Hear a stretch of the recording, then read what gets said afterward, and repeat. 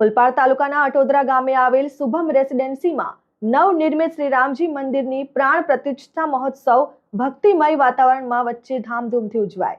ધર્મ રક્ષક ભગવાન પ્રભુ શ્રીરામની અપાર કૃપાથી શ્રી હિન્દુ મંદિરની પ્રતિષ્ઠા અને વ્યવસ્થામાં કલ્પવૃક્ષ જેવી વિશાળ વૃદ્ધિ થઈ છે।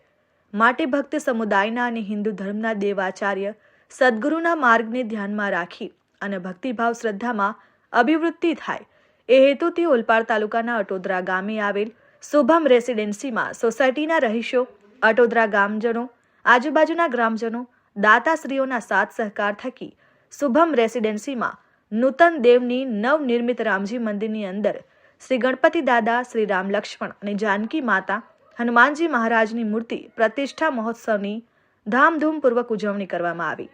સાથોસાથ વિવિધ કાર્યક્રમ જેવા કે પ્રતિષ્ઠાનો પ્રારંભ, કુટીર હવન અને આ કુટીર હવનની અંદર 9 જેટલા યુગલોએ પૂજા વિધિ સાથે જોડાય।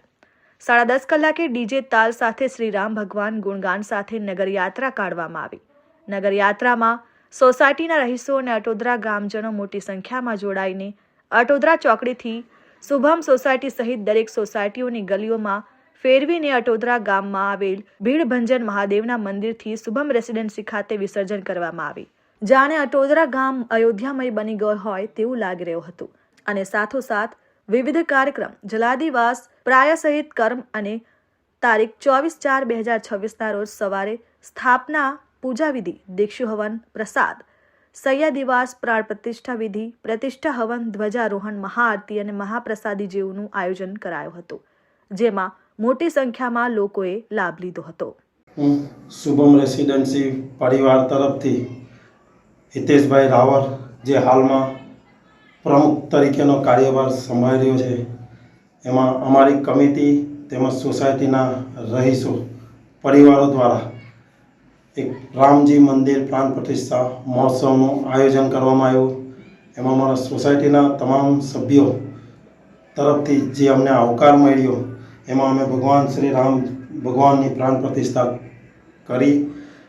એમાં પ્રાણ પ્રતિષ્ઠામાં 14 બ્રાહ્મણો, વૈદિક બ્રાહ્મણો દ્વારા જે પણ કોઈ વિધિ કરવામાં આવી એ અમે વિધિપૂર્વક આયોજન કર્યું, તેમજ ભંડારાનું આયોજન કરી અને સાથે લોક ડાયરામાં પણ અમને એવો સારો પ્રતિસાદ મળ્યો કે જેથી અમારી શુભમ રેસિડેન્સી પરિવારના સહયોગથી અમે આ કાર્ય પૂર્ણ કર્યું।